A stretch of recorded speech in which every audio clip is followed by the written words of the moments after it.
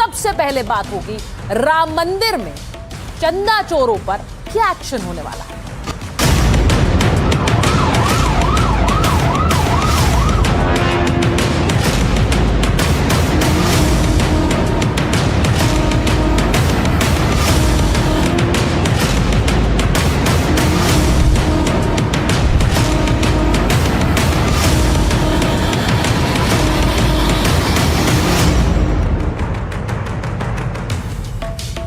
आज की सबसे बड़ी खबर यही है कि चंदा चोरों पर योगी का बुलडोजर चलने वाला है। आज सबसे पहले आपको यही खबर दिखा रही हूं और इसलिए दिखा रही हूं क्योंकि यह सवाल बार बार पूछा गया कि आखिर योगी का बुलडोजर चंदा चोरों पर चुप क्यों है, क्यों नहीं चल रहा है उन लोगों पर जिन्होंने दान की चोरी की। तो इसी से जुड़ी खबर आई और यह बुलडोजर चलेगा कहां, पहले आपको यह दिखा देती हूं। राम मंदिर चढ़ावा चोर लवकुश मिश्रा के 1 करोड़ के घर पर यह बुलडोजर चल सकता है। ये जो तस्वीर आप देख रहे हैं, लवकुश मिश्रा जिनकी आय तो तकरीबन 17,000 थी, लेकिन घर जो उन्होंने बना लिया वो तकरीबन 1 करोड़ का घर। अब ये इस घर की तस्वीरें 2 दिन पहले मैंने आपको दिखाई थी। खबर ये आ रही है कि अब इस पर ADA यानी अयोध्या डेवलपमेंटल अथॉरिटी बुलडोजर चलाने की तैयारी में है।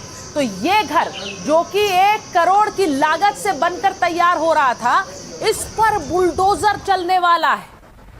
आलीशान घर पर चलेगा बुलडोजर। चढ़ावा चोरी केस में ये बड़ी कार्रवाई होने वाली है। आरोपी लवकुश मिश्रा के घर बुलडोजर चल सकता है।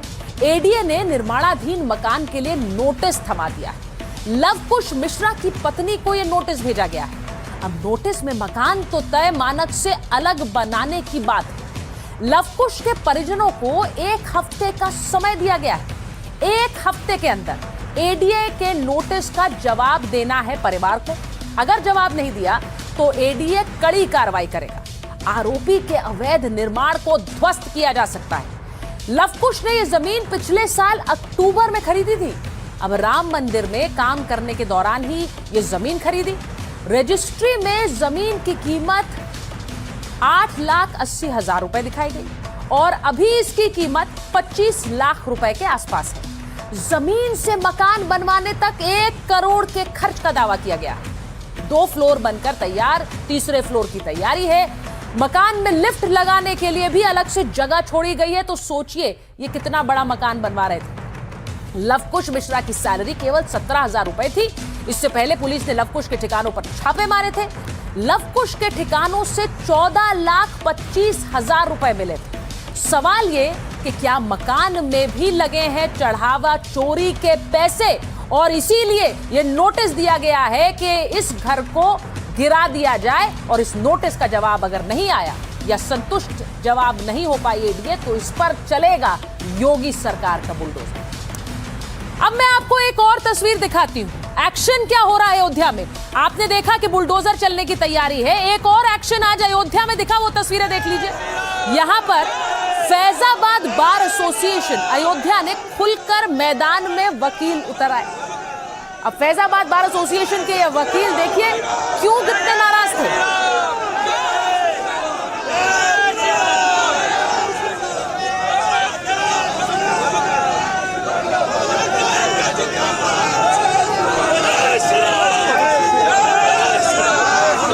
कृपया रुक जाइए, कृपया रुक जाइए।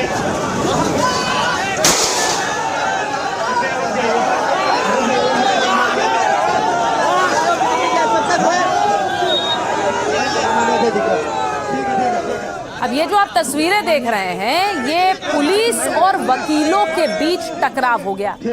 वकील चाहते थे कि चंपत राय, गोपाल राव, अनिल मिश्रा पर FIR दर्ज की जाए, लेकिन पुलिस ने वकीलों को सिविल लाइंस इलाके में रोक लिया। पुलिस को वकीलों को रोकना पड़ा, लेकिन वकीलों ने अपने गुस्से का इजहार जमकर किया। तस्वीरें दिखाई। कृपया रुक जाइए, कृपया रुक जाइए।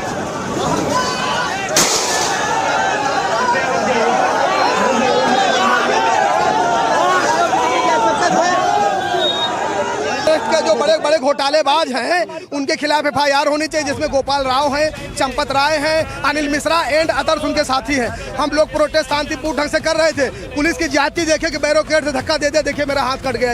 ये तो जो छोटे छोटे जिनका कोई दोष है कि नहीं है उनको पकड़ा जा रहा है, जो बड़े बड़े जो हैं जो जिनके नीचे इतना बड़ा घोटाला भ्रष्टाचार हुआ उनको क्यों नहीं FIR में नाम दर्ज किया गया? राम भक्त हैं सच्चे वाले, राम का पैसा कोई न ले जा पाए, उसके खिलाफ कार्रवाई होनी चाहिए, वही कार्रवाई लिए हम लोग आंदोलन। बुलडोजर से उन लोग का भी तो घर गिरना चाहिए, चोरी किए हैं। ये बाबा जी को चाहिए, योगी बाबा जी को चाहिए। केवल एक खाना पूर्ति नहीं कर सकते, आप प्रमुख आरोपियों को पकड़िए और उनको FIR दर्ज करिए और कड़ाई से पूछताछ करिए। बड़े हैं कि माननीय बगल सांसद बिरभूषण शरण सिंह नाम लेने में डर रहे हैं। ये जांच CBI से कराई जानी चाहिए, पुलिस जांच नहीं हो, पुलिस जांच नहीं कर सकती उसकी। बलिदान सिंह का ना होते सुना बकरे बलवेदी पे चढ़ाए गए हैं, सब एक ही थाली के चट्टे बट्टे हैं और एक थाली के चट्टे बट्टे होने की वजह से बड़े नामों को बचाया गया यहाँ पे।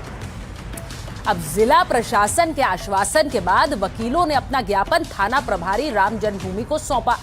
इससे पहले थाना राम जन्मभूमि प्रभारी ने सिविल लाइन चौकी पर वकीलों से शिकायती पत्र लिया। इसके बाद 5 वकीलों का प्रतिनिधि मंडल थाना राम जन्मभूमि पहुंचा, जहां FIR दर्ज कराने के लिए आवेदन दिया गया। उसी की आप तस्वीरें देख रहे हैं। वकीलों का कहना है कि अगर पुलिस FIR में चंपत राय, अनिल मिश्रा और गोपाल राव के नाम दर्ज नहीं करती तो वो कोर्ट में याचिका लगाकर FIR दर्ज कराने की मांग करेंगे। तो ये जो आप तस्वीरें देख रहे हैं, वकीलों का गुस्सा पहली बार नहीं फूटा है। मैंने पहले भी आपको तस्वीरें दिखाई थी जब वकीलों ने कहा कि इन्हें अयोध्या से निकाल दीजिए, इनका अयोध्या में कोई काम नहीं है। चढ़ावा चोरी मामले में वकीलों का विरोध तेज हो गया है। वकीलों का प्रतिनिधि मंडल राम जन्मभूमि थाने पहुंचा। FIR दर्ज कराने के लिए वकीलों ने आवेदन दिया। अब चंपत राय, गोपाल राव, अनिल मिश्रा के नाम इसमें शामिल हैं। वकीलों ने तीनों पर मुकदमे दर्ज करने की मांग की। चंपत राय पर 10 लाख रुपए का गबन करने का आरोप लगाया। अनिल मिश्रा और गोपाल राव पर भी आरोप लगाए। दोनों पर 58 लाख रुपए गायब करने का आरोप लगाया। अब ट्रस्ट के पदाधिकारी और सदस्य इस चोरी में शामिल हैं, ये भी वकील कह रहे हैं। आरोप लगा रहे हैं कि संगठित गिरोह बनाकर ये चोरी की गई। मामला सामने आने के बाद चोरी के सबूत इन्होंने गायब कर दिए। वकील आरोप लगा रहे हैं कि जिम्मेदार लोगों को बचाया जा रहा है और छोटी मछलियों को जेल में डाला जा रहा है। और इसीलिए आज वकीलों के इस प्रदर्शन के बाद अयोध्या में मामला और सियासत गर्मा गई। जांच के लिए आज SIT की टीम फिर अयोध्या पहुंची। उसकी तस्वीरें आपको दिखा रही। मंदिर के कुछ और कर्मचारियों से पूछताछ की। इन सभी को नोटिस देकर बुलाया गया था। तो SIT की टीम लगातार जांच कर रही है और उसी जांच के तहत अयोध्या में आज SIT की टीम फिर से पहुंची है। आपको मैंने पहले भी बताया कि SIT की ये प्रारंभिक जांच पूरी नहीं है और अब जांच के लिए और समय बढ़ा दिया गया है। इस पूरे मामले पर आम अयोध्या वासी क्या सोच रहे हैं, जरा देखिए। श्रद्धालुओं में इसका असर दिखाई दे रहा भाई। श्रद्धालु थोड़ा कम हो गए हैं जरूर। श्रद्धालुओं में आक्रोश ज़्यादा है क्योंकि चंदा चोरी हुआ है ना, वो भगवान राम का पैसा है और श्रद्धालुओं का दिया हुआ पैसा हो है, तो श्रद्धालु में आक्रोश तो रहेगा ही। हमारी देश में ही नहीं विदेशों में भी चर्चाएं बढ़ गई हैं कि राम मंदिर जो भगवान का एक बढ़िया प्रतिष्ठित जो विश्वविख्यात में बना है उसमें ही चोरी हो गई है। इससे श्रद्धालुओं पे बुरा असर पड़ रहा है, जो पहले चंदा के नाम पे माला प्रसाद अन्य व्यवस्थाओं को देखते हुए पैसा खर्च कर देते थे, परंतु अब ऐसा नहीं करते। राम मंदिर ट्रस्ट में वहाँ पे जो नियुक्तियाँ हुई हैं लोगों की, वहाँ लोकल नियुक्तियाँ कम हुई हैं, बाहरी की ज़्यादा हुई हैं। यहाँ पे किसी से भी हमको भी सूचना भी मिली थी इस बात के लिए कि किसी की कोई रिक्वायरमेंट में गया था तो उन्होंने कहा अयोध्या वासियों को नौकरी नहीं रह सकती। ये वहाँ के ट्रस्ट के ही व्यक्ति द्वारा ही किसी का कहा गया है। डोनेट करना इस समय बड़ा दबाव पड़ गया है कि डोनेट करे तो करे कैसे, क्योंकि हमारे यहाँ तो ऐसा ही हो जा रहा है। डोनेट कर रहे हैं तो यहाँ घपला हो जा रहा है, कहीं और चला जा रहा है, कहीं और चला जा रहा है। भगवान के नाम पर आप दे रहे हैं और कहीं और चला जा रहा है। अब सवाल उठ रहा है कि आखिर चंपत राय का क्या होगा, क्योंकि चंपत राय ने अपने करीबियों को जो संकेत दिए उससे लगता है वो अयोध्या से बाहर जाने वाले हैं, अयोध्या छोड़ने वाले हैं। चढ़ावा चोरी के बीच करीबियों से क्या बोले हैं चंपत राय? अयोध्या में सेवा पूरी हो गई और ये भी कि अब आगे बढ़ना होगा। सूत्रों के मुताबिक चंपत राय अभी एकांतवास में है। चंपत राय ने कहा है कि उनके भरोसे का फायदा उठाया गया है। टिन्नू यादव ने भरोसे का फायदा उठाकर गड़बड़ की है। अब देखिए, दिलचस्प बात यह है कि टिन्नू यादव पर सब लोग ठीकरा बोल रहे हैं। चंपत राय भी यही कह रहे हैं, अनिल मिश्रा भी यही कह रहे हैं कि टिन्नू यादव ने सबके भरोसे का खून कर दिया। चंपत के करीबियों ने टिन्नू को लेकर बड़ी बात कही है। चंपत ने माना है कि टिन्नू यादव ही मुख्य किरदार है। टिन्नू फंसने लगा तो फिर सपा के नेता को उसने सूचना दे दी। ये विवाद अखिलेश के आरोप के बाद ही शुरू हुआ था, ये याद रखिए। 7 जून को अखिलेश यादव ने चंदा चोरी का आरोप लगाया था। तो अब ट्रस्ट में ये कहा जा रहा है और चंपत राय के हवाले से कहा जा रहा है कि टिन्नू फंसा तो उसने समाजवादी पार्टी को इसकी जानकारी पहुंचाई और तब से अखिलेश यादव ने इस मुद्दे को उठा दिया। ये सब सूत्रों के हवाले से आपको बताऊं, 6 जुलाई को चंपत राय और अनिल मिश्रा के इस्तीफों पर अभी फैसला होना है। अब इन दोनों ने भले ही इस्तीफा दे दिया है, लेकिन इन इस्तीफों को क्या ट्रस्ट मानेगा या नहीं, इस पर फैसला होना है। आगामी 6 जुलाई को ट्रस्ट की बैठक होगी। चंपत राय अनिल मिश्रा पर यह आखिरी फैसला लेंगे। दोनों के इस्तीफों को लेकर निर्णय होगा। अब जो बायलॉज हैं उनके मुताबिक बैठक में वोटिंग होगी। इस्तीफा स्वीकार करने के लिए 2/3 बहुमत जरूरी है। बायलॉज में पदाधिकारियों के लिए खास प्रावधान है। सिर्फ पद और दायित्व से मुक्त करने का प्रावधान है। अगर चंपत राय और अनिल मिश्रा को पद से हटाया, तब भी, गौर से सुनिए इसे, तब भी ट्रस्ट के आजीवन सदस्य वो बने रहेंगे। ऐसा ट्रस्ट के लॉज कहते हैं। अब वर्तमान में मंदिर ट्रस्ट में 14 सदस्य हैं। 14 में से 2 सदस्य अपना इस्तीफा सौंप चुके हैं, लेकिन इसके बावजूद अगर उनका इस्तीफा स्वीकार भी हो जाए तो क्या वो आजीवन ट्रस्ट में बने रहेंगे? इस दान चोरी के बाद भी, ये भी बड़ा सवाल है। इसका जवाब अभी मिलना बाकी है। लेकिन मैं आपको बताऊं कि श्री राम जन्मभूमि तीर्थ क्षेत्र ट्रस्ट में कौन कौन वो चेहरे हैं जो तय करेंगे कि ये दोनों के इस्तीफे माने जाएंगे कि नहीं। तो जो सदस्य हैं, 15 सदस्य आपको दिखा रही हूं टेलीविजन पर।